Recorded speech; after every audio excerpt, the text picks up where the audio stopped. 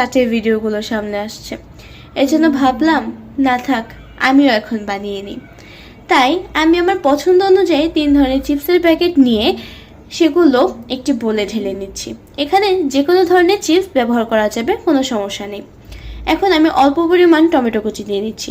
আমি যেহেতু ঝাল কম খাই, এজন্য অল্প মরিচ কুচি দিয়েছি। এরপর দিয়ে দিচ্ছি ধনিয়া পাতা কুচি এবং এখন দিয়ে দেব শসার কুচি। শসাটা এখানে আমি একটু বেশি পরিমাণ দিয়েছি।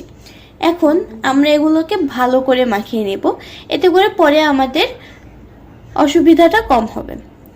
ভালো করে মাখিয়ে নেওয়ার পর আমি এখানে দিয়ে দিচ্ছি কিছুটা লবণ এবং অল্প পরিমাণে মরিচের গুঁড়ি বা মরিচের গুঁড়াও বলা যায়।